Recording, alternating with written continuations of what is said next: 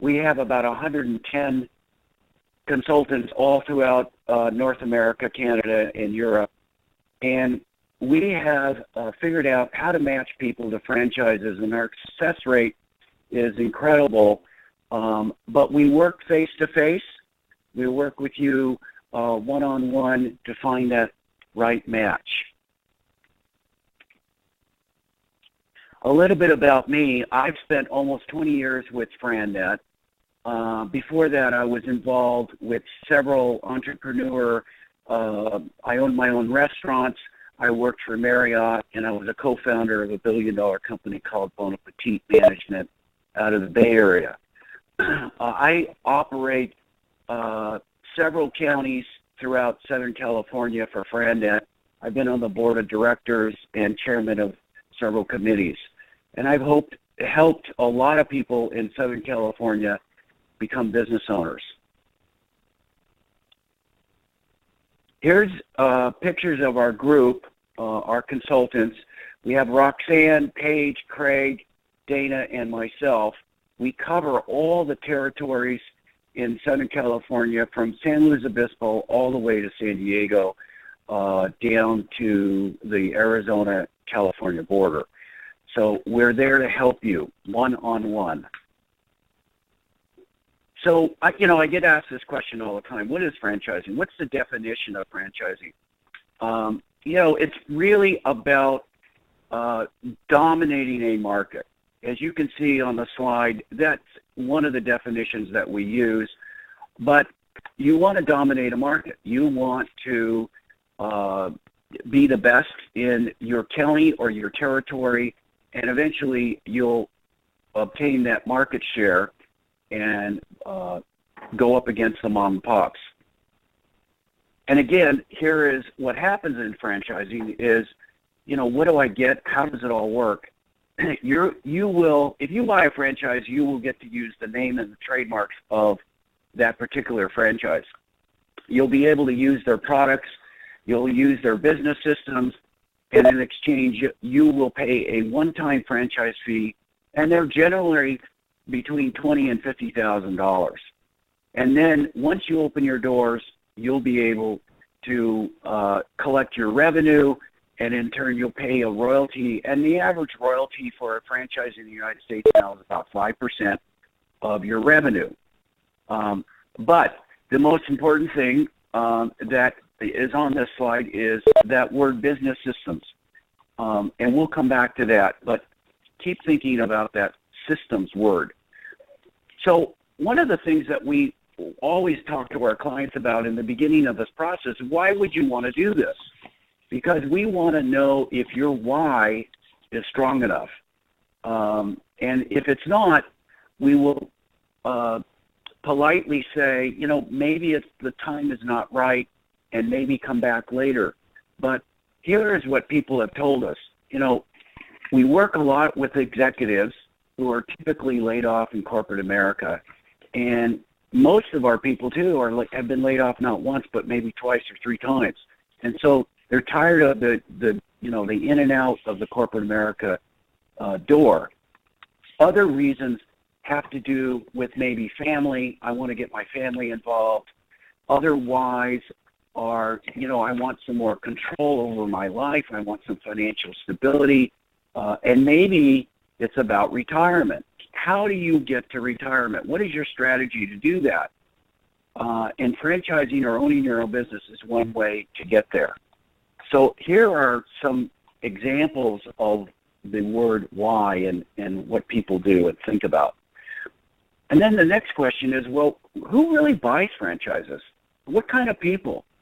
And from our standpoint, it's all different kinds. We have, like I said earlier, we have corporate America, we got C-level people, CEOs, CFOs, vice presidents, directors, managers, and then there's even other kinds of people who may have owned their own business before. But this kind of gives you an example of, as a percentage, what kind of people get into owning their own business and franchising.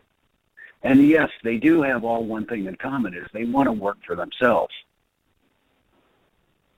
So we know you're not going to buy a business or a franchise if the risk is too high.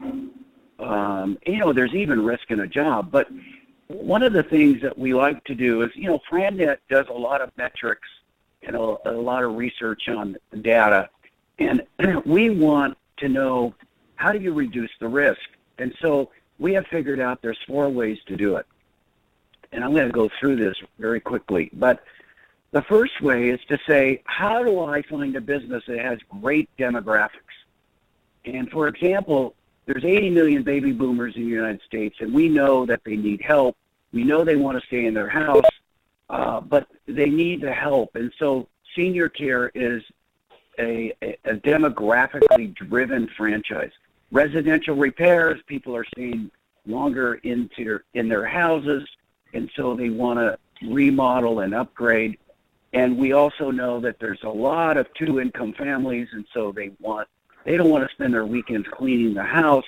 And fitness is big. It's driven by demographics. There are a ton of fitness franchises in the United States because the market drives it. The demand is there. In fact, they can't even keep up with it. And then in California, tutoring is big. And those are driven by demographics. Health and wellness, anything that has to do with kids or pets is a home run. The second way to reduce your risk is to say, how do I find a needs business versus a want business? To me, when I think of a want business, I think of maybe yogurt. Hey, do we need to go get yogurt tonight, kids? You want to focus on businesses that are going to be stable, that are going to be there for a long time. Hair care, automotive, if your car breaks, you don't have a choice, you got to get it fixed. The same situation with restoration or damage restoration. If something breaks down in your house, you're going to get it fixed. I put food there because there are certain kinds of food franchises that have great unit economics, and those are driven or really by a needs business. Women's beauty has been a hot trend in franchising for the last 2 years, and we know that women will spend money on themselves regardless of the type economy we're in.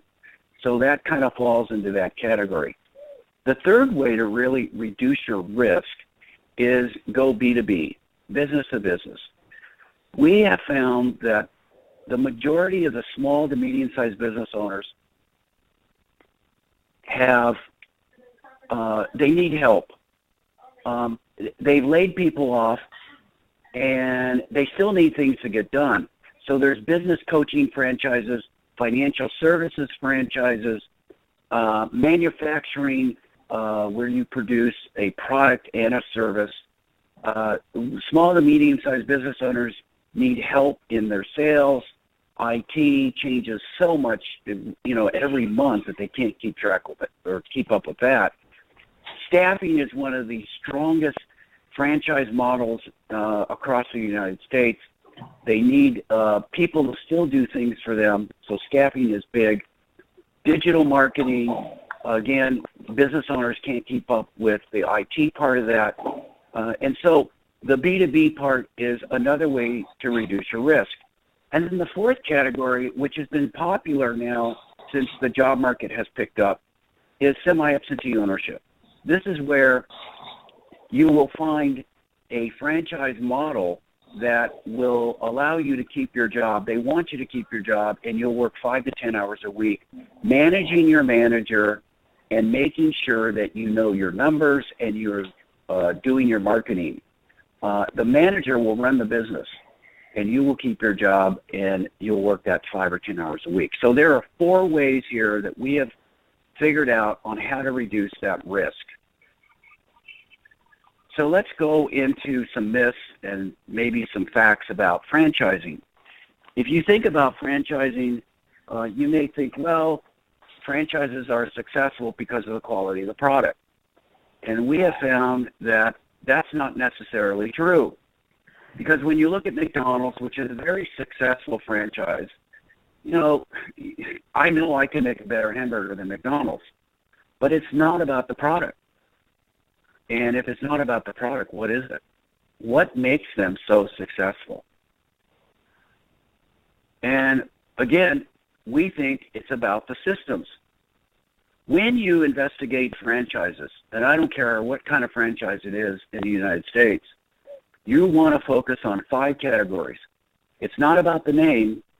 It's not so much about the product. It's about their systems. And their systems are the marketing part, the sales part, the operations, the training, and the accounting. And from my standpoint, what I've learned in almost the last 20 years is when you look at those 5 categories, the training is the most important.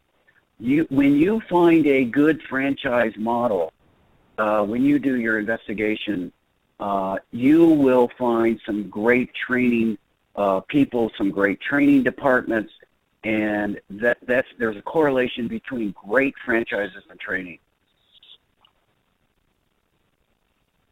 Here are some facts. Listen, there are almost 4,000 franchise companies in the United States. They cover about 80 industries. It is a huge part of the GDP economy of the United States.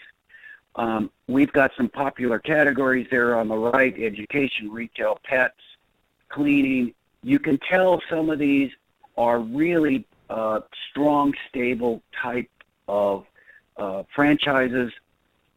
What you don't see there is food. Most of our clients come from corporate America, and food is kind of a monster. It never shuts down. And lifestyle is important for a lot of people. So if you look at on the right side, you'll see some really popular categories. When you investigate franchises, you will receive an FDD. The 3,800 to 4,000 franchises in the United States are all monitored by the Federal Trade Commission. It's a very regulated industry, and they require that every franchisor in the United States has a FDD, which stands for Franchise Disclosure Document. And in this document, you will know just about everything you need to know about that franchise. And here are some of the things that you'll learn. And the franchisors are, it's mandatory that they send you this document. And then you will receive it sometimes in the beginning of your discovery process, sometimes in the middle, or sometimes in the end, but you will get it. What's your obligation as a franchisee? What does the franchisor do for you? What kind of territory will you get? What's the size? What's the demographics? I think the most important thing inside this franchise disclosure document is names and phone numbers of franchisees. Because, franchisors will say to you, we're great, we do some wonderful things, we've got great franchisees, and that's wonderful to hear. But where the rubber hits the road is when you get to a point in your discovery to call franchisees. They will tell you exactly what's happening, how they're doing, are they happy, would they do it again, are they getting support from the franchisor, and of course, are they making any money? The other things that you'll learn from the FDD is, does the franchisor give you an earnings claim? What's my renewal process, transfer policies, how long they've been in business, did the franchisor have a bankruptcy, and of course, this is important, is there any lawsuits? By whom and why?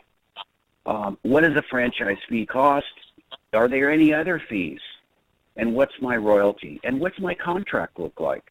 So this document, again, has to be updated once a year in every state that they want to do business in. What do franchises cost? Well, again, we're into metrics, and we look at things like this. And if you look at under $50,000, I don't know what you get for that. It makes me a little nervous, to tell you the truth, if there's a franchise under $50,000, because you may not get the kind of training that you deserve or should get. But our franchises, we represent about 200 companies, and they're premier companies that have been vetted by our corporate staff. And our franchises start at around 75,000 and can go up. But we're in that second category, and then we move into the third category, and then it goes on and on and on. But in the 50 to 100, you'll end up in a home-based service-related business where you typically will have to go get the customer. They will not come to you because you're running it out of your home or a small office. Then the 100 to 250, again, is service, and it kind of graduates into retail. Retail will start at around 175 to 200, and then 250 to 500 is more retail, maybe multiple units, and then 500 are multiple units in retail and maybe even hotels. So where do you get the money? This is another big part of how we help you is you can use your personal savings. You can call friends, relatives, or partners. Be careful about partners. I haven't known too many situations where partnerships work. You can use HELOC. You can go to credit unions or community banks. They love to lend money. Or you can use your 401 or IRA. And I'll just spend a minute on this. The IRS allows people to use their 401 or IRA to fund their investment if it's not tied to a current employer. You will need a corporation regardless of whatever you decide to do, and the IRS says you must use a C Corp if you want to use your 401 or IRA with no penalties or taxes. It's done every day. It's been going on for 30 to 40 years. So there's another way to do this. A lot of people today are doing what I call a combo. They're using their 401 or IRA with a SBA funding. So there's many ways to get money. So how do we find the right franchise for you? It's pretty simple. We want to know more about you. We want to know what are the likes and dislikes of a business. We want to know what you're good at, what are your skill sets. And we get kind of deep into knowing what kind of employees you want, how many, what is your budget. We got to know your budget. We also want to know how much money you want to make. And what kind of environment do you want? Multiple units? How big do you want to grow it? Do you want to be going to get the customer, or is the customer going to come to you? But I will tell you, again, through almost my 20 years, I'll tell you what's the most important thing. Out of all of this, you really have to go figure out what kind of customer do you really want. It's the customer that drives your motivation. In corporate America, most people are motivated by the paycheck. But when you're an entrepreneur and you own your own business, you're motivated by other things. And here's what I've learned. If you don't like the customer, you'll never get to your financial goal. You'll never make the kind of money that you want to make because you won't be motivated. So figure out what kind of people do I really want to work with. And there's all different kinds. And we'll help you with that. And so the first step is to really say, you know, we want your help, and you've got to be committed to it, to the process. You've got to be committed to talking to franchisors. We'll help you do the research, and the first step is to fill out our profile. We call it a personal franchise assessment. It takes you about 20 to 30 minutes. It'll ask you a lot of questions about your background and what did you do in your last job. Basically, like I said before, we want to get to know you. And it's going to ask you for a snapshot of your net worth. We don't want to know about your credit card numbers or your bank account numbers or anything like that. We want to know, though, what your net worth is, because really franchisors require that. And we want to make sure you're set financially to be successful. So once you fill out the profile, we will send a copy of it to you. We'll let you know we received it, and it only goes to your consultant in your particular area. And then we'll contact you, and we will say, let's get together. Let's have a face-to-face meeting. Let's review your profile, And the FranNet consultant, based on our meeting with you and your profile, will develop a model. We call it a business model. And it'll be easy for us to say, hey, I get it. I'm going to take you this model, and I'm going to match it to some of the franchises that are in our inventory. And our consultants know our inventory really, really well. Now, they'll scratch the surface. We're matchmakers. We won't get too deep into the details of the business, but you'll have the confidence to know that we've matched you with companies that will get you to where you want to go. And again, we'll meet face-to-face. You'll either come to our office or we'll come to your area. We have offices all throughout Southern California. And this is what the model looks like. We put a lot of work into it. We typically will work with maybe 8 to 12 clients at a time. We don't have a lot of clients. We spend time with you every week. We'll call you. We want to make sure you're on track. We'll give you the tips and the tips on how to do the research every week, and we'll track how your progress is going and help coach you through the whole thing. And it takes typically 45 to 90 days.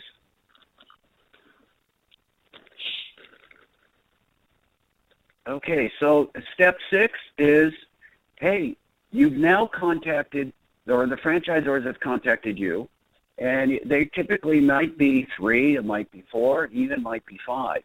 But they'll have contacted you, and now the process of discovery starts. You'll receive at least 1 phone call a week from each franchisor. They'll send you webinars, they'll send you information, and that's where we help you. You'll be working with that company representative to learn more about what they do. And it's like peeling back the onion. It's like, hey, I'm starting with 4 companies, and in a couple of weeks, I'll narrow it down to 3. The more I learn about this company, the more and better decisions I can make. The one thing you don't want to do, and this is what we'll coach you on, is to make decisions on what you think versus what you know. The more data you get, the better information you'll have so you can make better decisions. And in the end, all you're trying to do is reduce your risk and pick the right business. So the FranNet people, the consultants that you saw earlier, we want you to know one thing. We don't sell you a franchise. We're not in the business of selling franchises. We're in the business of problem solving. It's like building a puzzle. We want to match you to the best companies that fit where you want to go from a lifestyle point of view, financial, from a family standpoint. So we work very hard to get you there. But again, we don't sell franchises. And so that's the end of my presentation. Thank you so much. With that, we're going to hand it over to Mike from SCORE. Yes, good morning, everybody. So SCORE exists to help you. We help people who are thinking about starting a business and people who are in a business. So if you're contemplating getting into a business, it'd be the best thing for you to do to come and contact us. As you can see from the slide, we're national with over 10,000 volunteers, which obviously means we have quite a variety of backgrounds and industries. So no matter what you're thinking about getting into, we'll find someone that can help you. In Southern California, we have chapters in all of these locations. So we do have Southern California absolutely covered. And I can't advance the slide. Can anybody there help me? I think it just advanced for you.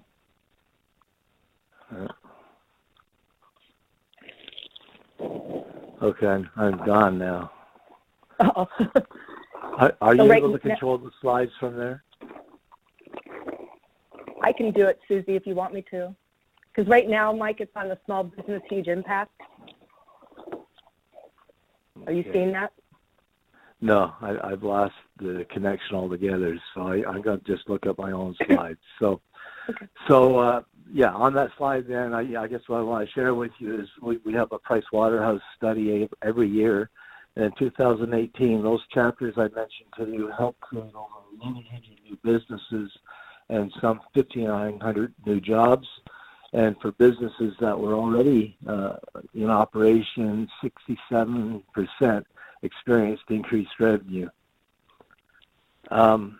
Just to give you a flavor of our clients, 61% are women, 36% minorities, and 11% are veterans.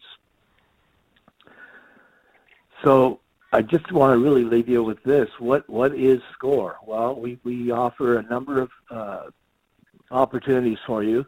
One is one-on-one mentoring, and that is free and is off as you'd like for as long as you need to. So that's available to you.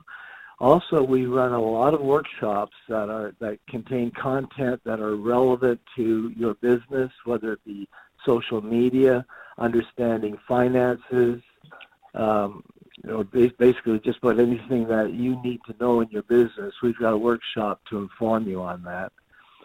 And then the third thing to know about is that if you go to score.org business library, there's an enormous amount of information and business tools and templates to help you through starting up and planning your business. So you can find us by simply Googling the name of the city and then .score.org, and they'll bring up the chapter you're looking for. For example, I'm in Orange County, so orangecounty.score.org would get you to our chapter, so on and so forth. So I'll leave it at that. We're here to help you. We would love to help you. We're all volunteers. It's all free. Just come and find us, and we'll take it from there. Thank you. Thanks, Mike. Is Sudarshan on the line? Yes, I am. Can you hear me?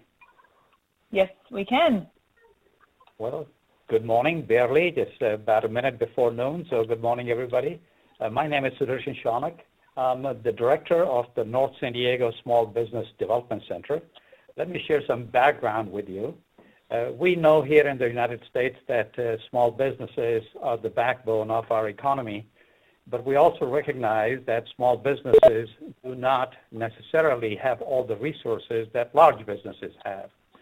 So back in 1980, 39 years ago, the federal government created a program called the Small Business Development Center Program, or the SBDC as we call it. It's the federal government's largest program and is designed to help improve the technical and managerial skills of entrepreneurs.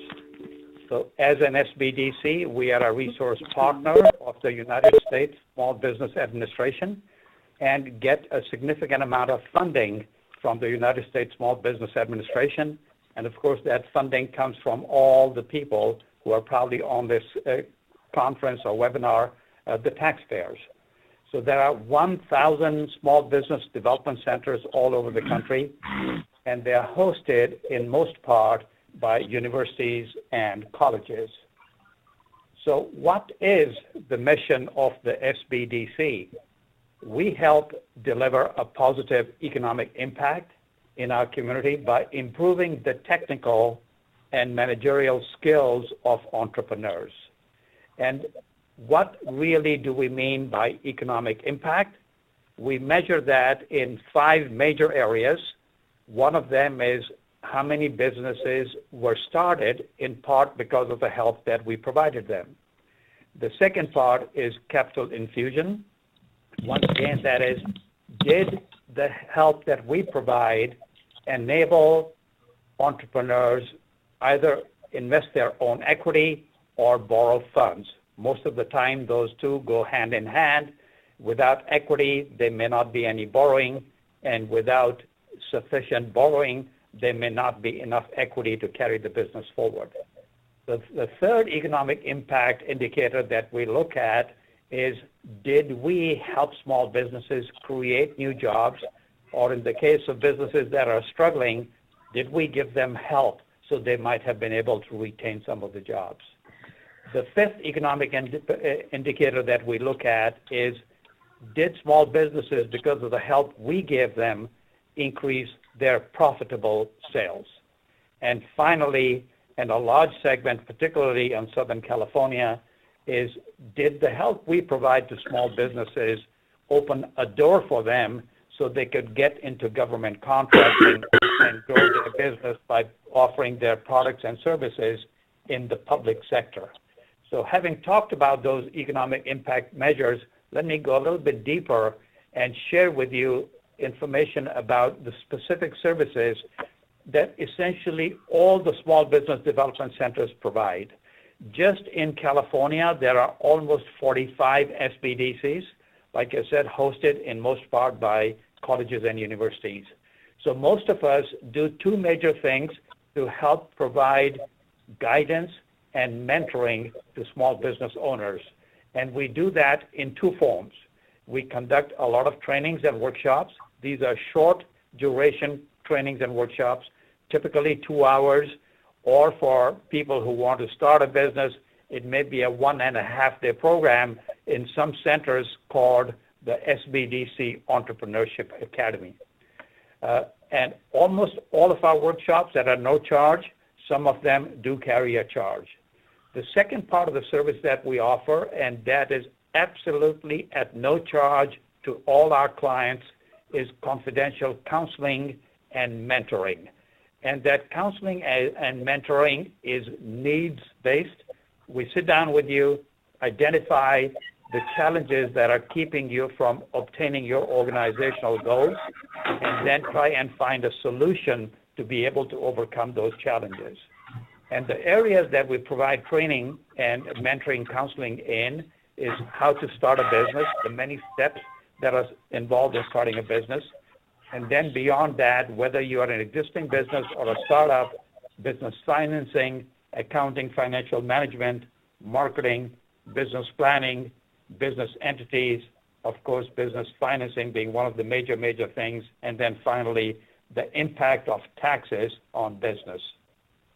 So having shared with you all that we do and the economic impact that we help create, let me just share with you numbers for the North San Diego SBDC, which only covers San Diego County north of Interstate 8. So in the calendar year 2018, with our help, 1 new business was created every week. 6 new jobs were created or retained every week. Our clients increased their sales in aggregate by about $1 million a month. And with our help, individuals and entrepreneurs were able to get loans and invest their own equity to the tune of $1.2 million every month. And the last and final outcome, which is government contracts, we were able to help our clients gain almost $8 million in government contracts. So we are here as an SBDC. We're all over Southern California, hosted by colleges and universities. Reach out to us. We will sit down with you, develop a scope of work, provide you any needed training and mentoring and counseling so that you can take your business to the next level, whether that's getting it started from zero and taking it to a level, or you're an established business and want to take it to yet a higher level.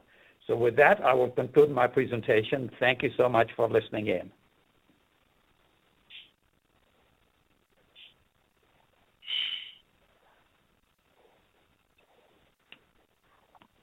Thank you.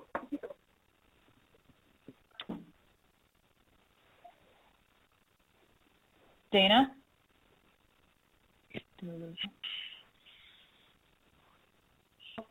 Sorry about that. I was on mute. My bad.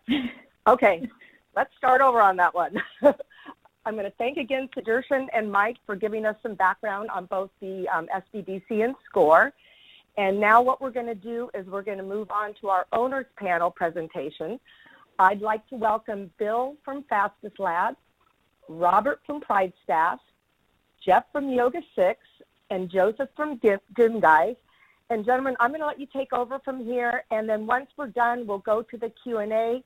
And I just wanted to remind our audience that you can either type your question in the chat box, or you can ask the question verbally over the phone. So with that, gentlemen, I'll let you go.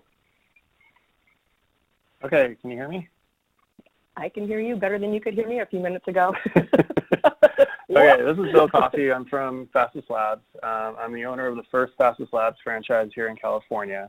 It's a franchise that was started out of Texas, and what we do is we do pre-employment drug screening as well as background checks.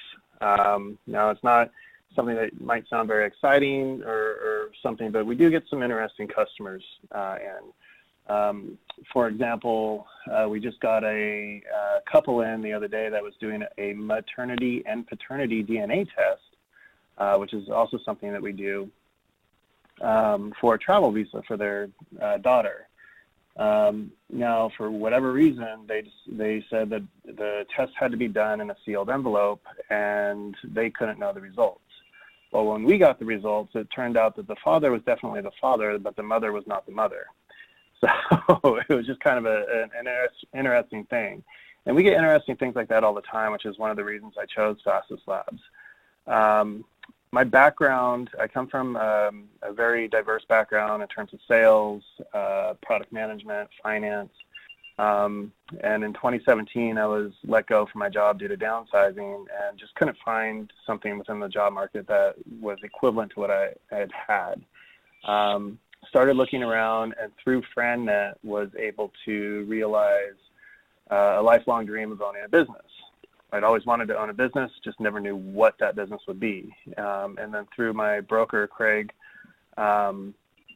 we narrowed it down to 4 different ones, which is, I think, like they were saying earlier, you look at like 4 to 6 different ones.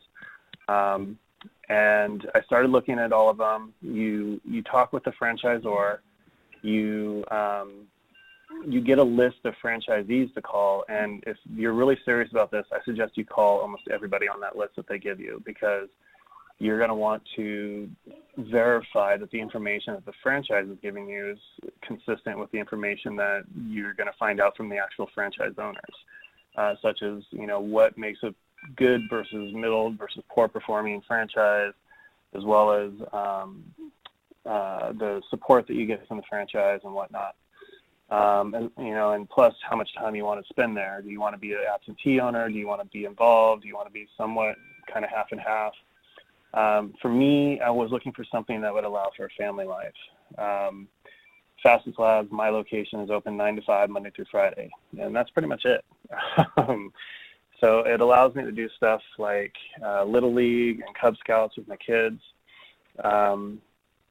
It's a very simple operation. I only need 750 square feet, and there are some locations that are even smaller. Very low overhead, and it's a business-to-business type situation. We do get a lot of personal people in, like I said, for DNA and that kind of thing, but we also get the business. The businesses are where you're going to be making most of your money. Getting contracts with a business that does pre-employment drug testing, that's where you're going to want to get in with everyone. And it's interesting too, because you never know what kind of company wants to do an actual drug screen on their employees. I actually signed up a CBD oil company a couple months back, which you would think, well, it's a marijuana-based company, but they want their employees to be drug-free. So they're just kind of an interesting take on that as well. It's allowed me a lot of opportunity, a lot of freedom that I didn't have before in the corporate world. I really love the franchise itself. I love the owners of the franchise and the support that I get. The people that come in, you get people that come in, and we pride ourselves in our service, our customer service, and people are amazed that we can get them in and out really fast, because if you ever had to go in for a drug test, a lot of times you have to wait for a couple hours, and we're not like that. So, and then, like I said, you get the interesting cases too, like the one that just came in, and then we also do, with the DNA, we do the infidelity test.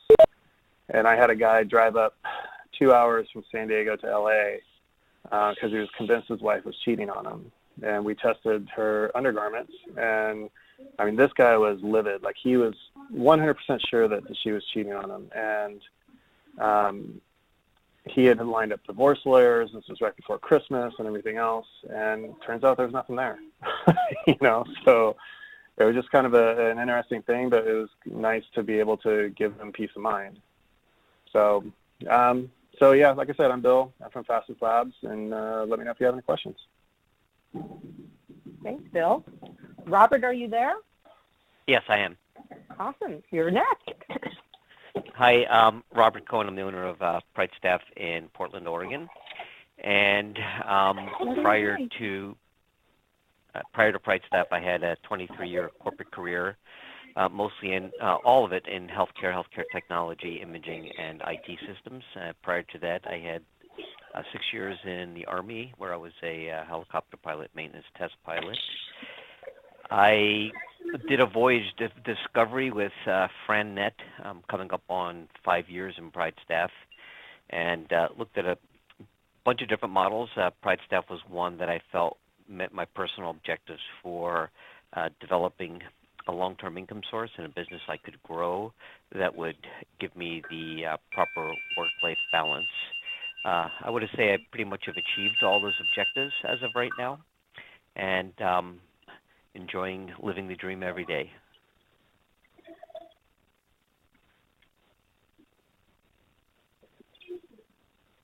Anything else that you wanted to share with us, Robert? Oh, so this was just the introduction. Okay, that's fine. I just wanted to give you I think if there's anything else. I know. I think I shared a bio, and I don't know if anybody has the bio or not, but I think for an introduction that would probably work. Okay, perfect. And then we'll see what questions we'll get. Jeff, are you on the line? I am here. Awesome. Okay, then go for it. Yeah, Robert and I are going to be a little bit staged up because my business does not test people's undergarments for DNA. Thank God. So the introduction will be less exciting. Nonetheless, Jeff Nash with Yoga 6, we run a couple of brands under the Exponential Fitness umbrella. So we actually started with Club Pilates.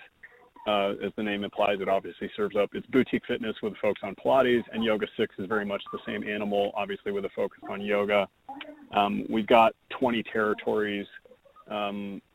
Eight of those are Pilates, 12 are yoga, and 8 of those are operational. So we've got a pretty aggressive build-out schedule here for the next 18 to 24 months.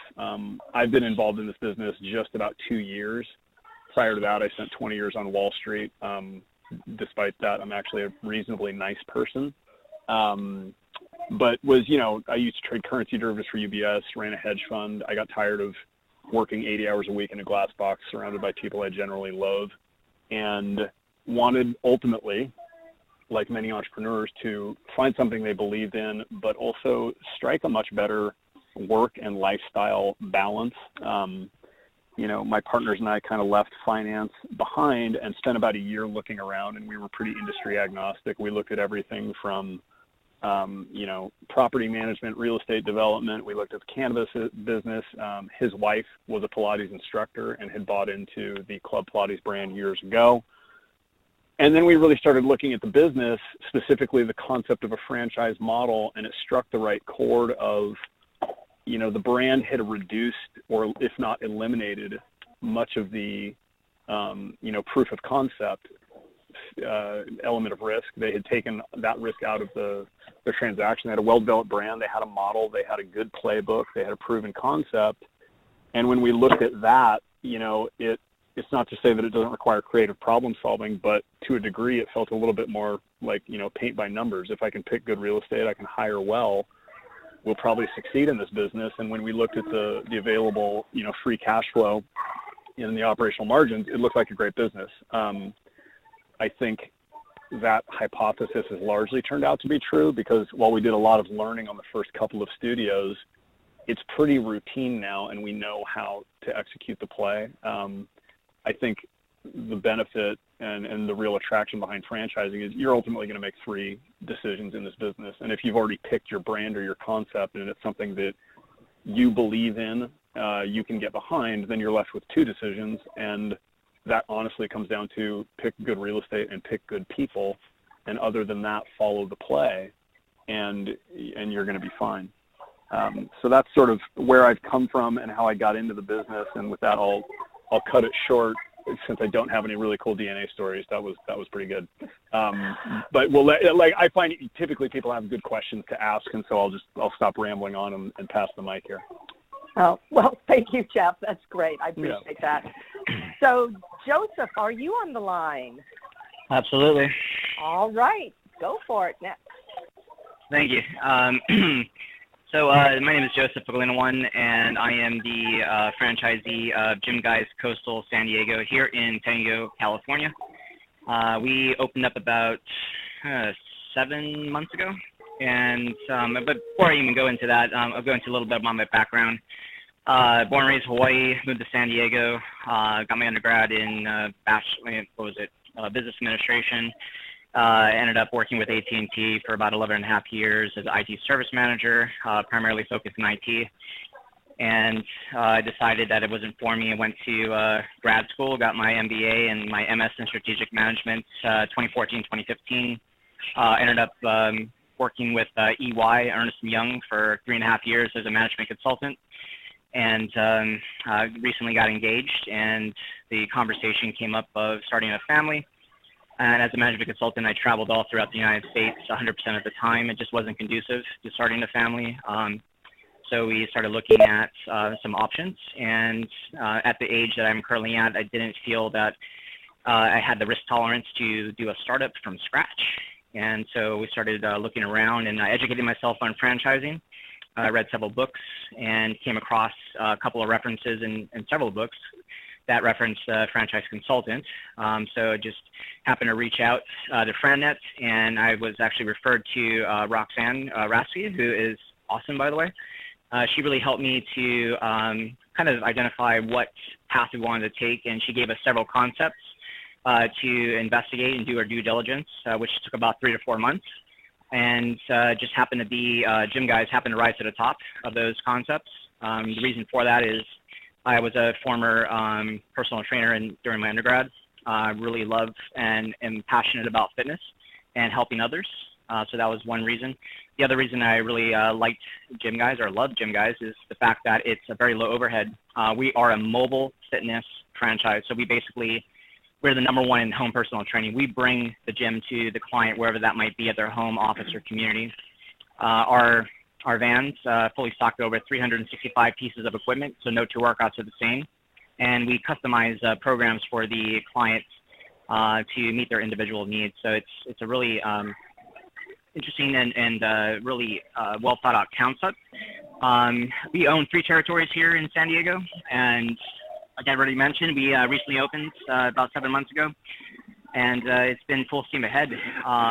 Now, the other reason why I left corporate was very much like others have already said. I mean, we wanted a better work-life balance. We wanted to, build wealth for ourselves and not for someone else. And we wanted to be a little closer to home and have a little more control and flexibility in our schedule. So, that pretty much sums it up. And I guess I'll wait for any questions to address. All right. Well, thank you, gentlemen. So let's go ahead and open up to our audience. Would someone like to start off and shoot the first question? Anybody out there? If not, I'll throw a softball out there. Jeff, I'll Dana, just go ahead. Before you do, yeah, go ahead. Before you do that, I was just going to ask. Someone has a lot of background noise. If you could, or maybe there's kids playing in the background, if you could mute your phone, that would be helpful. Hi, my name is John Berenzi. I've got a question for Robert Cohn. If he could give us a little bit more background on what Pride Staff services are and what their focus is.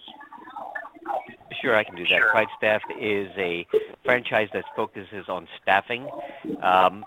Our mission is to consistently provide client experiences focused on what they value most. For any of you who've been around the staffing world, it's one that has a pretty low customer satisfaction. In our industry, we really focus on being better at providing that client experience. Our model is primarily a contract to hire or temp to hire type staffing, which is in my business mix about 70% of my business. 25% of my business is direct hire, typical executive search, and then 10% is some temp staffing.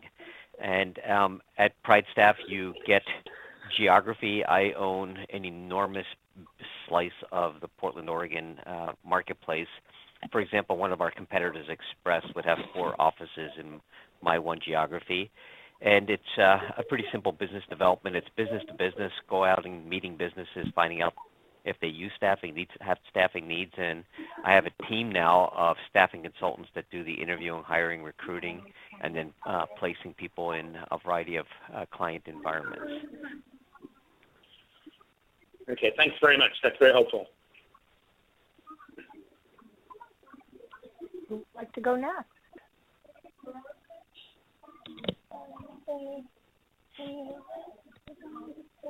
Well, Bill, I'll ask you a question. How did you decide that franchise ownership was for you?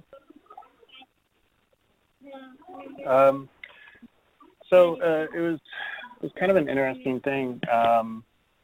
I had seen, like I said, I'd always wanted to own my own business. I just never knew what. And I had seen several of my friends start their own businesses in various different things, including brew your own beer, furniture shops, all kinds of different things. And the struggle that they went through from day one was a real struggle. Like they had to do everything themselves. When I happened on to the FranNet webinar, and they went through the advantages of franchise ownership, and then they also one of the things that I did was I was able to use my 401k and IRA money in what's called a rollover for business startup in order to use that money tax-free by a number of different ways. So there's too technical to get into here, but it allowed me to basically have the seed money to do my own franchise. And it was then that I realized that I could actually realize my dream. Like I could find a business that appealed to me, and then everything's already done for you. Like, you know, the setup of what you're going to do, the development of the logos, the business model, like for me, the labs that I work with and everything else, like that's all done. All those relationships are done. And then you also have the buying power that comes along with being part of a franchise. Like everything that we do is purchased as a whole franchise distribution network. So I get the benefit of having 40 other franchises in my network and the combined buying power. And so we get really great deals on things. And plus you have all these owners who are going through almost the exact same thing you're going through. And you can support each other, not just from the standpoint of the franchise supporting you, but the franchise owners, because everyone's in the same boat as you are, and you can talk to them about their struggles and see what works for them, and you're not competing against any of them because they're all in the same network. They're all, you want to genuinely help each other out and genuinely succeed. And so, you open your doors on day one with the recipe for success, and it's just up to you to follow it. They give you all the tools that you need, and it's a learning. There's definitely learning curves that go along with it, but you're going to be a lot better off than somebody who decides they want to open a teeth whitening place and they have no idea what to do, and they just start going out and sourcing machines for teeth whitening. I say that because there's a dental office across the street, and I was just looking out the window. Well, that's great. Thank you for sharing that. Hey guys, is there someone? Go ahead, Susie. Yep, there's a question in our chat box. To what degree can concepts be run semi-absentee, particularly gym guys?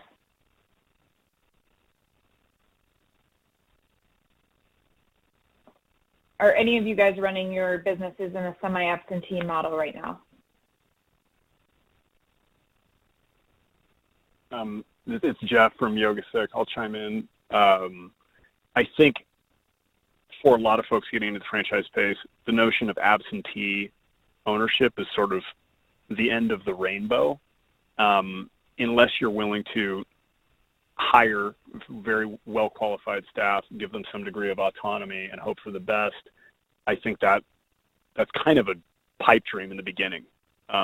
Candidly, I think you're going to find yourself pretty deep operationally, and frankly, you should know how to do it, I think, before you want to pass the baton. That said, I've seen guys run Pilates and yoga studios literally living in Bulgaria at the time, so they were extremely absentee. I think the time difference helped them, check in after their day job with what was going on locally. So it's doable. I think the pace at which you move from owner-operator to just owner is dependent on how much money you're willing to invest, the level of expertise of people you're willing to hire. So it's entirely doable. It just takes time. You can accelerate that clock if you're willing to pay for it. I think it's also a measure of scale. We're pushing through 8 studios live and headed to 20, so we've been able to hire regional and district managers, which will eventually allow us to step away, which of course is the dream. I would love nothing more than to, sit on a beach, check in, and make sure things are going well and collect checks, but we're a ways from that. So doable, but it takes some doing.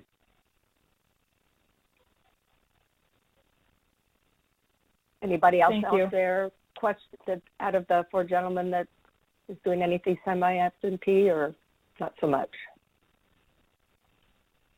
I'll take that as a no. Susie, are there any other questions in the chat box? Since I can't see that right now. No, there's not right now. Okay. But I did have to mute some lines. So if you are muted, feel free to chat in your questions. Anybody out there that would like to ask a question? So, Joseph, I'll ask you one. What has been your biggest challenge, and based on that, what advice would you give to somebody who's looking to become a franchisee?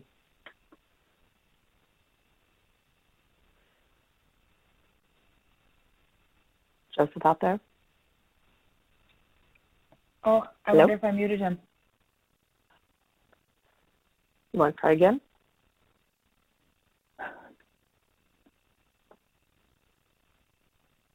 Well, we could tell you what. I'll ask Robert that question. Robert, are you there? Yeah, I'm here. Okay. So did you hear? The question is, like the biggest challenge you've faced so far, and based on that, what advice would you give to somebody who's trying to become a franchisee and thinking about it to overcome that? Yeah, a fair question. I think a lot of the things around the biggest challenge sometimes are tied to the individual business model that you end up with. So in my business, particularly the biggest challenge I face on a day-to-day basis is unemployment rates being historically low. While I can pick up a job order from my clients or pick up new clients quite readily because they need people, the finding of people is hard. So it's that supply side is a little difficult for us. That's the biggest challenge I face. And I think that's a good thing to think through as individuals start looking at franchises and narrowing down their choices and begin the due diligence process, maybe with discovery calls to people who own franchises. It's a very good question to ask in that discovery process from owners who are living in the business. And if you haven't thought about that as part of your process, you never buy a business without talking to a fair-sized number of owners to get perspective on how they live day to day, what their world's like. But that biggest challenge question will vary business to business, and you have to understand what the challenges are, because every business will have challenge, and every business has its biggest challenge, and the biggest challenge will probably change week to week, month to month, generally. But if you feel uncomfortable living within that world of that challenge, then you probably shouldn't be in that business. And it's just a matter of doing that discovery and understanding.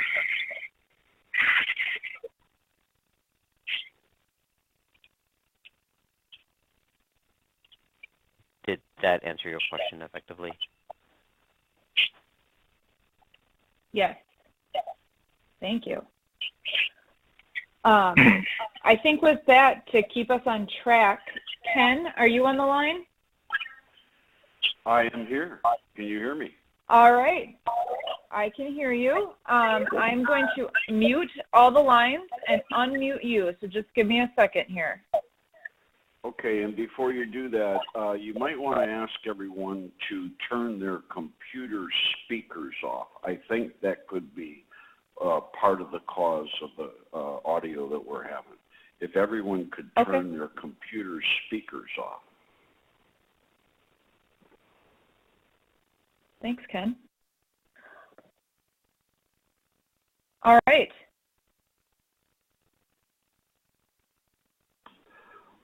My name is Ken Kent. We are Sign World Business Partners. We are not a franchise. We are a business owners alliance. We're full-service sign companies. We're going to teach you all about both indoor and outdoor signage.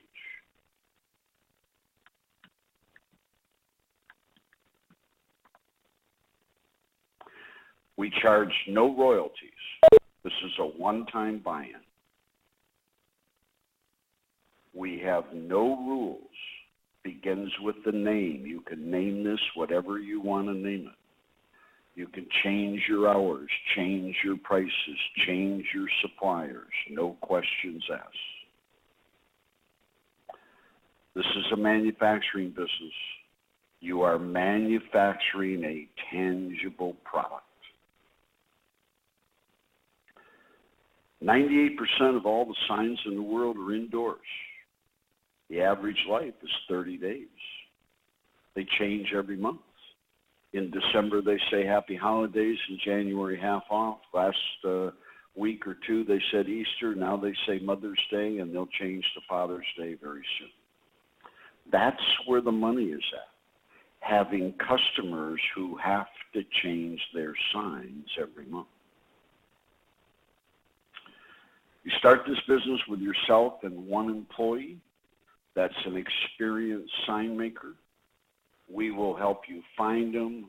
We will interview them. We will test them. And once you hire them, they can go to all of our training programs. This is a one-location business. When you outgrow your space, you'll just move down the street to twice the space. It's business to business. Your customers are all the other businesses in town, no matter how big, no matter how small. Your hours posted on your door are 9 to 5, Monday through Friday. Your customers do not expect you to be there at night and on the weekends. 80% of your gross annual sales will come from less than 20 people. Now, you'll have 100 customers. You'll take care of them all every year. 80 of those customers will buy from you 1, 2, 3, 4, 5, 6, 7, 8 times a year. But your top 20 are repeat customers who have to buy every single month. 80% of your gross annual sales will come from less than 20 people. That's the beauty of this business. Very few customers, very few employees. Total investment all in, $210,000. That includes $30,000 of working capital to see you through the early days. We've been in business for 31 years, since 1988, and we have never had any form of legal action. We have never, ever been sued by anyone. We have never, ever sued anyone. We've never been to mediation, arbitration, nothing. We are very proud of that track record. That has to tell you something about how we take care of our 340 Sign World owners. You're going to receive outstanding support not only from our corporate staff, but our 340 owners, we're family. We're friends. We work on projects together and split the profits. We share employees. We share supplies. We get together, talk story. We have Sign World owners that go on vacation together. What sets Sign World apart? Number one, we have no rules. Number 2, we charge no royalties. It's a one-time buy-in. Number 3, weekly sales training. And number 4, if you follow our program, 50 to 90% of your new business will come from the internet, which means the customer is calling you. The customer is emailing you. You're not out looking for the customer. They're looking for you. Owners do not make signs. You'll be taught how to make them. You'll always know how to make them. But your job is to run the business. Your job is to interface with the customers. We are the commercial sign company. We are not, and I repeat, we are not these retail sign stores that you see in the shopping centers, the strip malls, and out on the main street. As a Sign World owner, you will be located in the business park, the light industrial area. You will have no walk-in traffic, 0. Instead, as the owner, you will be out on 2 or 3 appointments every day, half of your day at the customer's office or at the project site. We're involved in much bigger projects than the retail sign stores that typically do posters and banners. We think in terms of the entire building, inside and out. Some of our locations,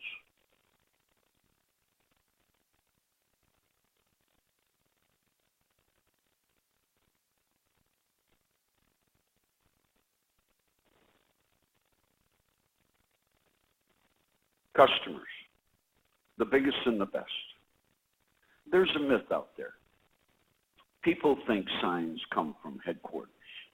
That's not entirely true. Let's take McDonald's franchise hamburgers. McDonald's headquarters sends an email to 15,000 locations with the graphics, the color codes, the specifications, the artwork, and everything. And those McDonald's owners just forward that email to their sign maker of choice down the street. They'll produce 4 of those graphics, go over to the McDonald's restaurant, take the old graphic off the window, clean the window, put the new graphics up. The McDonald's owner is happy.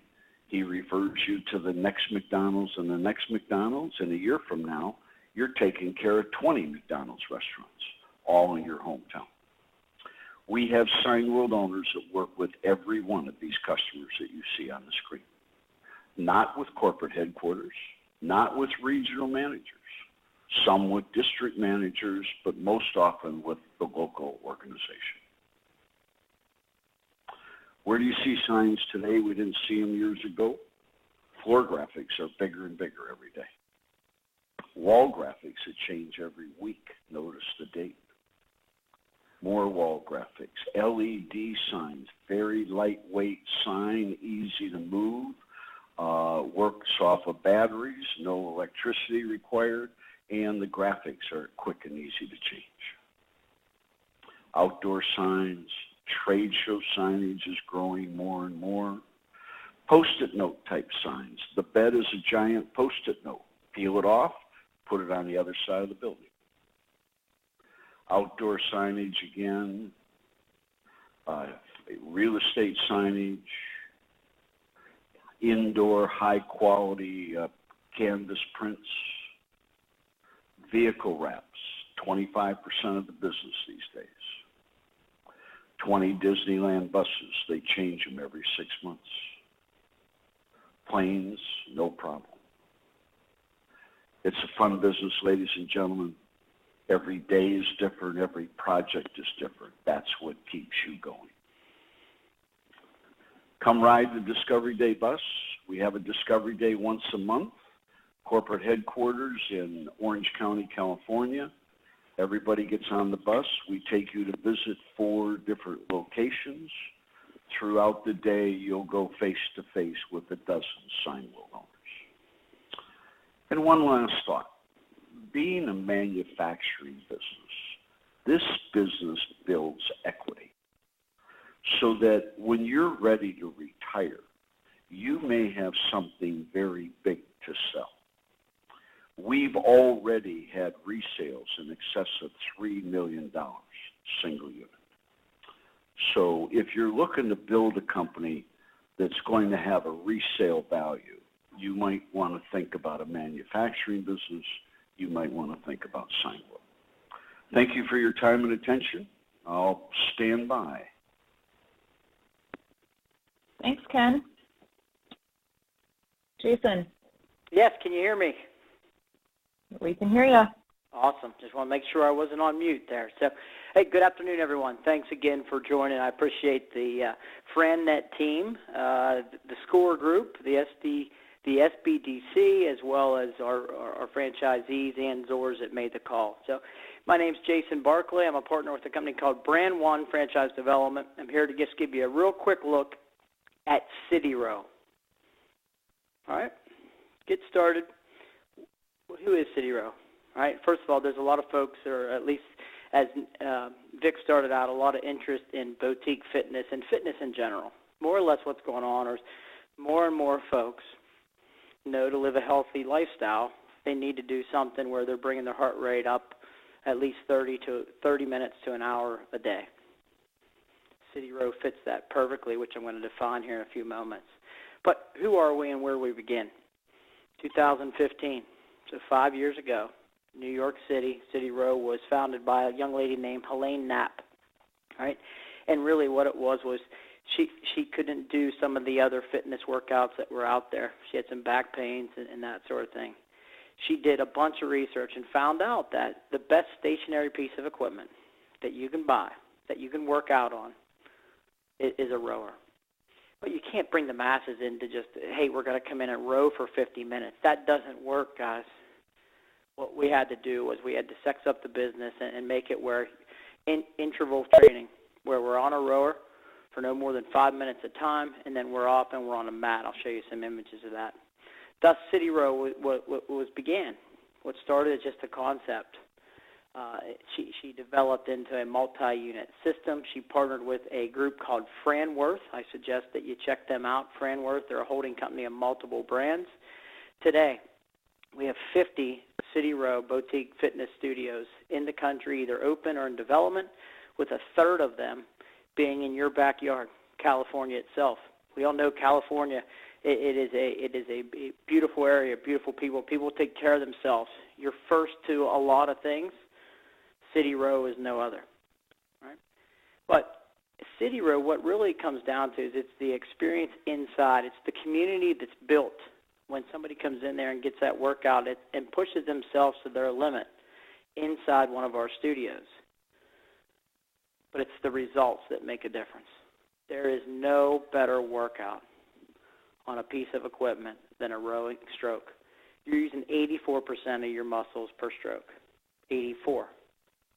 The results are the hook. That's what keeps people coming back. That's what makes a sticky business model. That's what makes that recurring revenue so possible. It's something that we deliver just out of the equipment that we have in our location. Okay? It's total body. You know, just as that, you know, I'm going to talk a little bit here about spinning and cycling and those sort of things. We all saw them take off. They're still great workouts, but they're not as good as what the City Row workout can be. What's cool is it's adaptable no matter who you are. Whether you're a college Division I athlete or you're a 55-year-old out-of-shape person that just wants to get back into it, wants that teamwork feel. You're on your own rower. You're on your own mat when you're not on a rower. You can push yourself to your own limits. Pretty cool. Okay? And think of that for mass appeal as far as a business model is concerned. Okay? It's the actual gold standard. It's something that's yet to come. Okay? I know there's some fitness folks on here, and I appreciate the models they have. Yoga's awesome. Holy cow, anybody can do that, right? It's a great workout. It's good for the soul. It's good for everything. Rowing is yet to come. We've seen it with spinning and cycling. Rowing is the next thing that's going to get the consumer adoption. That's going to be the major player in the boutique fitness space. The inside of our locations are sleek, They're unique. It's something that you can get in there and just get a solid workout in for 50 minutes, get off and go, that was well worth it. When can I come back? Okay.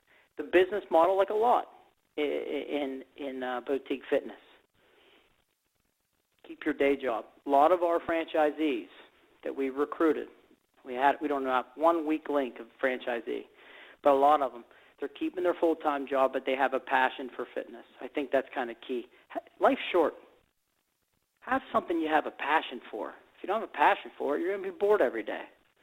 So the majority of our franchisees have some sort of passion for fitness or wellness.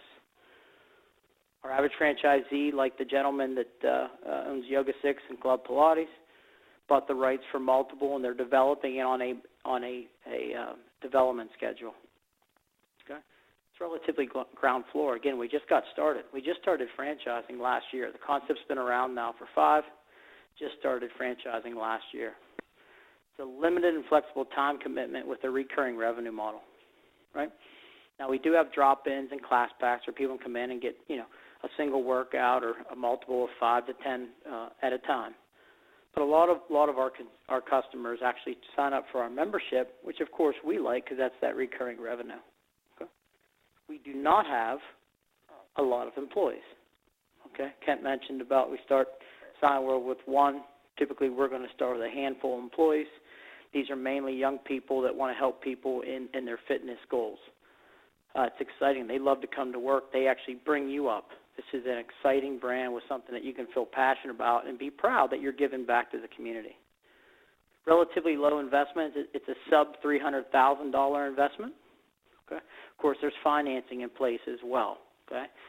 Fran Netters can help you with the financing options, so can folks like myself. The return on investment, okay, the ROI, it's used in boutique fitness because we don't have any material cost. When you think about food businesses or other things that have a material cost, that cost comes out of the profitability of the business. Really all we have is labor, and we're paying them a set amount depending on how many people, how many classes they do and how many people. That's it, guys. So our bottom line number, and really all boutique fitness, I want to give everybody the props on this one, the margins are huge. All right? Franchisee role in the business, very important. Something that Vic kicked it off with. Okay? We want you active in the business, but that doesn't mean you're there every day. Okay? We want you monitoring the business. Semi-absentee is a slippery slope. Yeah, you can spend 5 or 10 hours a week in a business as long as you're focusing on the KPIs, the key performance indicators. What did we do in marketing? What's our membership rate? How many people are coming to classes? Okay? The good news is you have all that on your smartphone. Technology is helping you make this more flexible. So as the gentleman said earlier, you can do the evening events with children. You have that flexibility of lifestyle, which is something we're proud of. Ultimately, you're running the business side of the business. Your staff does the actual classes. That's what we're looking for out of our franchisees, and we're looking for franchisees that want to grow multiple units. So that being said, I'll keep with my time frame, and we'll jump into Martinizing next. Thanks, Jason. Joe?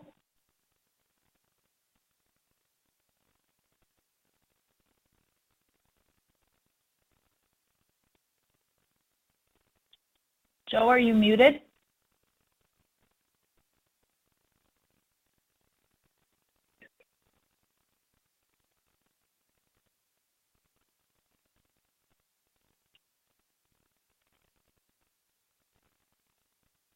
Did we lose her?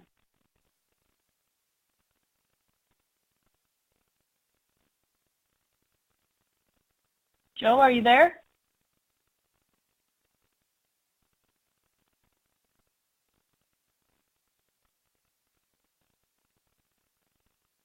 All right. She's messaging me that she's here.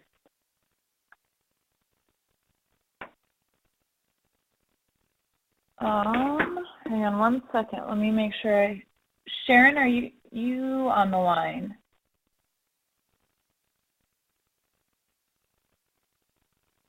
Can you hear me? Sharon, are you? Yes. I'm here. All right. You want me to jump in while you're looking for Joe? Yes. Yep, let me get to your slide here. Okay. All right.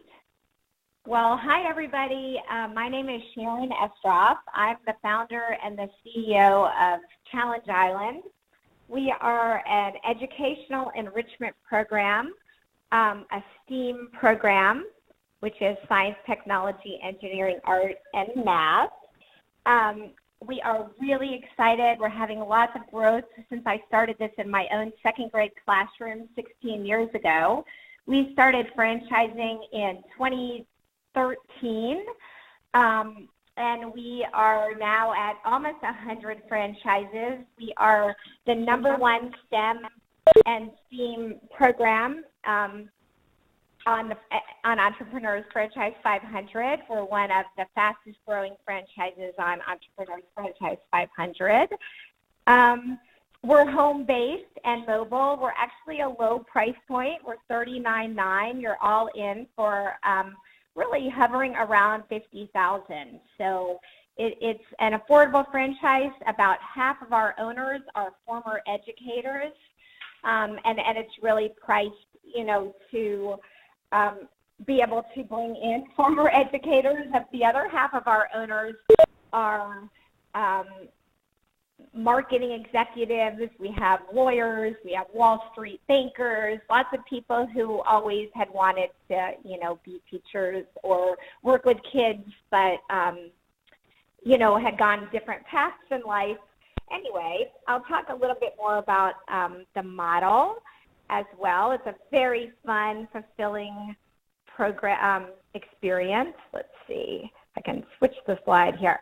Okay, so being a teacher turned entrepreneur turned CEO, it's been a really wild ride for me. But one of the things that's super exciting about Challenge Island is being able to sort of use all those underpinnings of understanding what schools are looking for, what parents are looking for. And so what's happening really in education right now, and I think that that's a big differentiator for us, side note, is that the education space, as Vic was saying, the children's space is a popular space. It's in many ways a recession-proof space. There are not a lot of companies, though. There's a lot of education companies. There's not a lot of education companies that are founded and run by educators, which, when it comes down to it, is really important. And so what's happening right now in education is the addition of the arts to STEM. You've probably heard, or maybe you've heard of STEM, science, technology, engineering, and math. It's a really big thing. All kinds of, it's become very politicized, actually. Sort of the future of the country is hinging on STEM. But they've added the arts, adding this sort of right-brained, creative element to it. And it's very big in the schools. All the schools are looking for it, the parents. You're going to find that being a STEM program is something really special and wanted. And another thing about Challenge Island is that our programming, which we run as an enrichment program, we are not a school, and I'll talk a little bit more about that, but I just wanted to add that in. We are classes that take place after school and camps, etc. But we're also focusing on 21st century skills. 21st century skills are the soft skills that aren't taught in schools, things that kids are lacking, graduates are lacking. In fact, Google did a study recently in California looking at their top employees, trying to figure out what's that secret formula, what do these top employees have that the others don't have.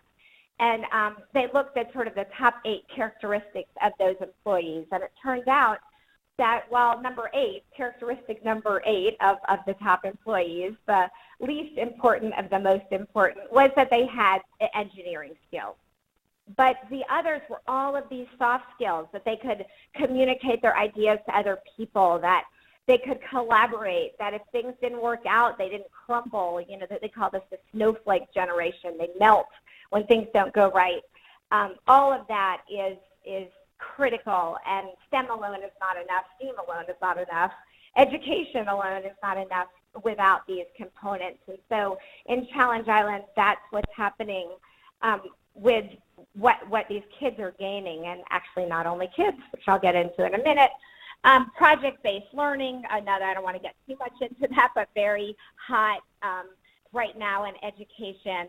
Again, it's what you're going to be doing when you graduate and you're working in a 21st century company, and you need to work with other people and figure things out and be able to overcome problems. That's what they do every single week.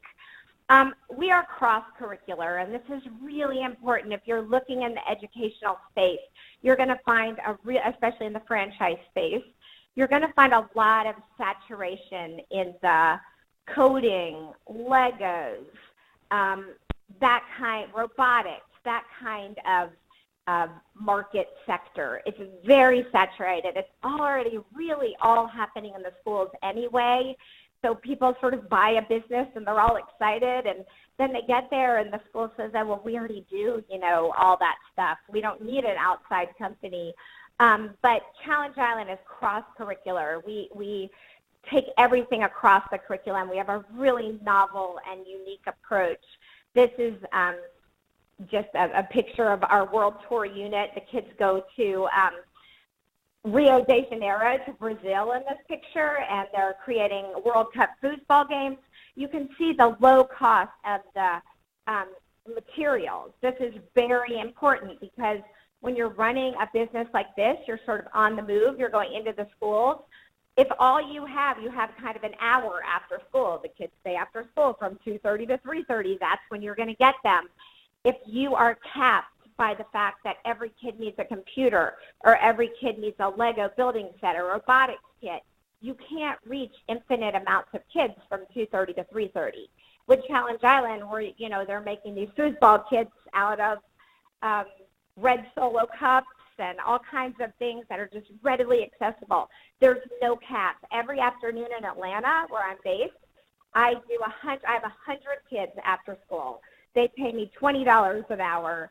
$20 a class, and that's just, one day. So we are able to hit all kinds of kids. We're an environmentally conscious program.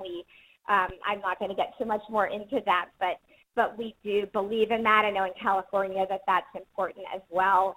And so it's a mentality that we do try to instill in the kids. We are also very uniquely, we do not use digital devices in Challenge Island, both for a business reason, like what I was just talking about. You are capped if you have all these expensive items that the kids need, but also for a philosophical reason. We really feel strongly that these kids need a break from technology, and they need to just imagine things. So we use the original definition of technology, a new solution to a problem. The wheel was technology. And actually, I wrote a book. It was published by Random House a few years ago, called "Can I Have a Cell Phone for Hanukkah?" which was sort of all about that philosophy. So it's one that runs deep for us. These are our profit centers, after-school enrichment classes. We use every single part of the day. This is the after-school sector. A lot of kids will stay for aftercare. Their parents are working, so they're staying at school. Often I'm brought in by the PTA, by the parent groups. They're the ones that want to have the on-site enrichment. And so that's a big market. There's also many other opportunities in less affluent communities, which we also know how to tap into really well. We do in-school workshops, so we bring this program in. We are standard aligned, and that's really important when you're working with the schools. So Common Core standard aligned. If they want a field trip on standard number 1.342, we've got it for them, and it's something fresh and new for them. Our summer camps are huge. So we run summer camps, actually not only summer, anytime school's out, spring break camp, President's Day camp, anytime there's an opportunity. But summer is huge. We have an owner in the Bay Area. Last summer, she ran 90 camps. This summer, she's already got 120 camps running. And it's a big profit center for us. Of course, we do birthday parties. We call it a secondary profit center. It's not the core of our business, but it's nice sort of icing on the cake, so to speak. We do Challenge Island Junior with little ones. We bring in outsourced STEAM into the preschools. We don't really do it as an after school in the preschool because, again, sort of cost effectively, it's not the best idea because you need to have a much smaller ratio. But we do, a lot of them are looking to bring in STEAM. It's definitely a feather in their cap when they offer STEAM curriculum. We do STEAM nights with families. We go to schools. We do them at Chick-fil-A's. We do them at churches and synagogues and anywhere else where they're trying to bring families in. We have a wonderful relationship with the Girl Scouts. We are national corporate partners with them. They have Challenge Island badges and badge workshops and patches. And it's actually become a primary profit center for us, the Girl Scouts. We also do the Boy Scouts. We have this super special relationship with the Girl Scouts. And we do kids' nights out and homeschool classes.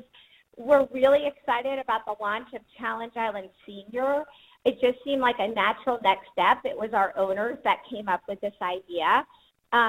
We're bringing Challenge Island into assisted living and senior living communities. It's seamless. We literally don't have to change a thing, and it's been wonderful and embraced. And thanks to our Goldman Sachs owner in Long Island, we have now launched Challenge Island STEAM Building Adventures, which we are bringing into the corporate world in terms of team building. The possibilities are literally endless. And I'm just going to show you a really quick video of our owners. I think nobody says it better than them. You'll get to kind of see the kind of people that we have. It's only a quick 1-minute video. So. Challenge Island is this great program that enhances children's interpersonal skills. It's about setting the kids up for those 21st century skills. Children will problem solve together and really think outside of the box. Sharon created this way of teaching that is so imaginative and so different from anything else. They get the chance to create and play, but also learn at the same time. I am a sales and marketing professional. I was in finance. I was a business owner. I was not in the field of education. I have been a teacher for 10 years now. I had wanted to own my own business. I wanted to make a bigger impact with kids. And we have different backgrounds. We got here different ways, but we all trying to make a difference in people's lives. You don't feel like you're competing with the other franchises. It's a collaborative community. We build each other up. We work together. It just brings it all together. It's a big family. The sooner you can buy it, the better you can start building your business. Once you see it, you're not going to want to do anything else. It's just a great team to be on. I say go for it, hit the ground running, and don't look back. If you love working with kids, you love making a difference, Challenge Island is a great organization to be a part of. And that's it. I know I totally went over time. I'm really sorry. Passing it back on.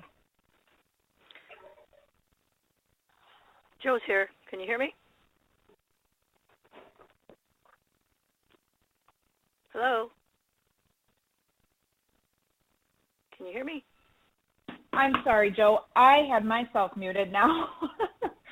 For everybody else that's still on the line, we're going to have Joe do her presentation, and then we will open it up to questions for the franchisors as soon as she is finished. So with that, Joe. Thank you. So, again, I'm Joe Gonzalez. I'm the Director of Franchise Development for Martinizing International, and I'm just happy to be here, and thank you, Franette, for giving me this opportunity. But I'm going to provide a real high-level overview of this re-energized brand, because this is not your grandfather's dry cleaner. And dry cleaners, you're going to see, it does not have to be dry.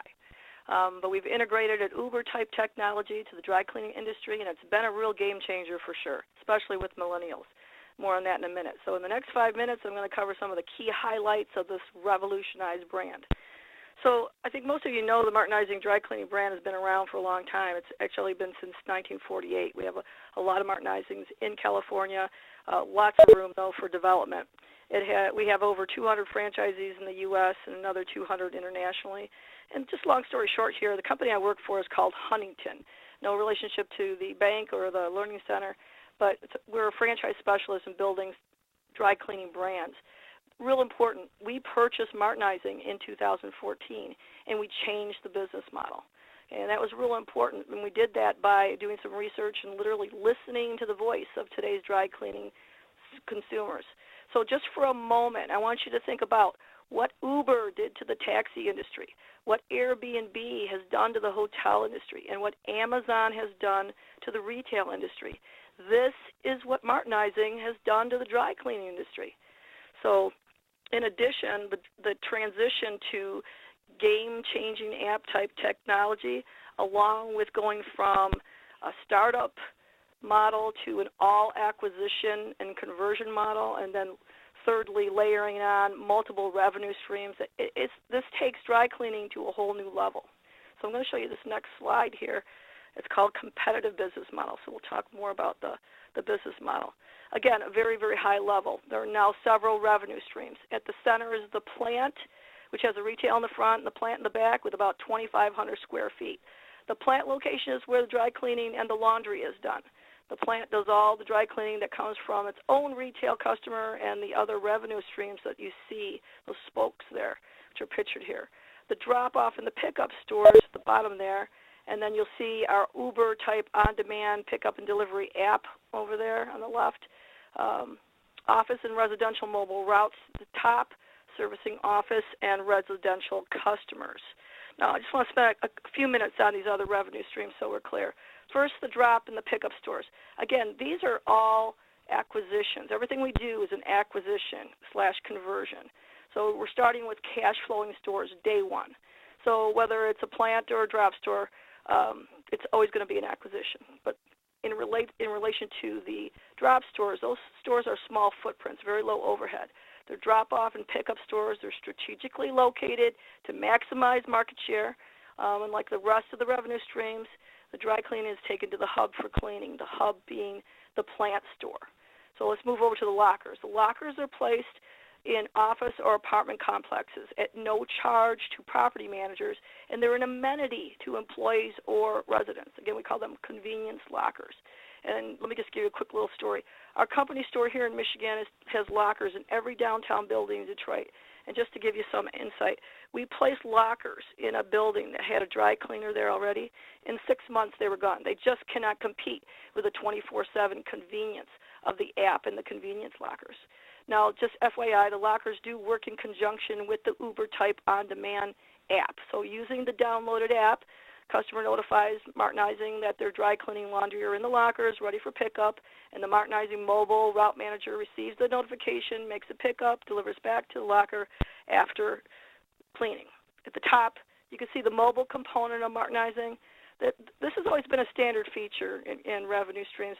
This is not really that new. But when you add volume to a cash-flowing, broken-even plant, which is the hub in the middle, you start adding that volume, you see what's happening here? You're making the plant store more productive, which makes the employees and the equipment more productive, which ladders up to profitability. So the route are really the keys to this particular model. Now, let's turn to a couple different ways you can get into Martinizing. So, again, the first is acquiring a cash-flowing plant store with retail in the front, plant equipment that does the dry cleaning, the laundry in the back. This is running between $419,650 to $735,925, and it is a total package with franchise fees, working capital, marketing, van, etc. We help franchisees identify independent dry cleaners interested in selling, and we convert them to Martinizing. Go ahead and Google dry cleaners in any mid-size or major market. There are dozens of dry cleaners out there who do not have an exit strategy and are interested in talking to us. So by purchasing and converting these independents, rebranding them, adding systems, multiple revenue streams, franchisees have cash flow now and a much faster ramp-up than a startup can. So let's look at the drop stores here. The second option is acquiring and converting a drop store or a pickup store without the plant component. This is an option. In these cases, we would help the franchisee pair up with a Martinizing plant store to get the clothes dry cleaned. This option, it also gives franchisees the rights to develop the routes, the commercial and residential, lockers with the Martinizing Delivers Uber type app. Obviously, it's a lower investment at $164,400 to $324,425. It's a kind of a walk before you run scenario that can be run semi-absentee versus the plant store acquisition conversion that really needs to be run full-time in the beginning at least. This option allows franchisees to scale their way into a plant store. But no matter the option purchase, mobile routes, lockers, on-demand pickup, app, they're all a part of the Martinizing package. As far as financial representation, we do have one. It will show franchisees own an average of 1.7 stores with a monthly gross sales of $67,256. And if you do the math on that, it's $807,072 annual sales on average. Now, just a note here, this does not include the route business, the locker business, app business. This is only store volume. So in summary, Martinizing is re-energized with multiple revenue streams, the ability to scale to increase profitability, with the game-changing on-demand Uber-like technology that meets the millennial demand for convenience, lower cost of entries.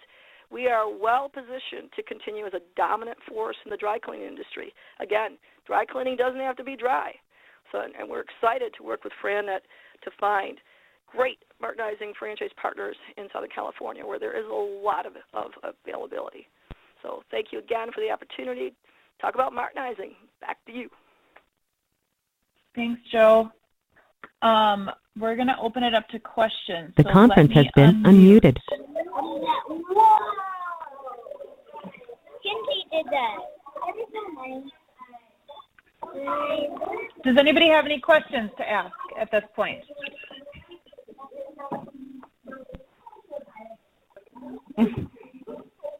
Go back to your work.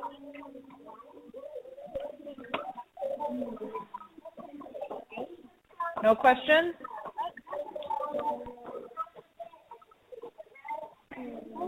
Going one. Well, if we don't have any questions, I'd like to just take a second here and say thank you to our franchise partners for participating in this, to our franchise owners that joined us and gave their insights. Thank you so much for participating with the call. If you do have any additional questions, I suggest you reach out to the local FranNet consultant. The list was on the front page. You go on the FranNet website, you can put in your zip code, and it'll take you directly to the right consultant. So thank you so much for participating today. We really appreciate it, and hope you have a great day and the rest of the week. Thank you so much. Thank you. Thank you. Thank you. Why?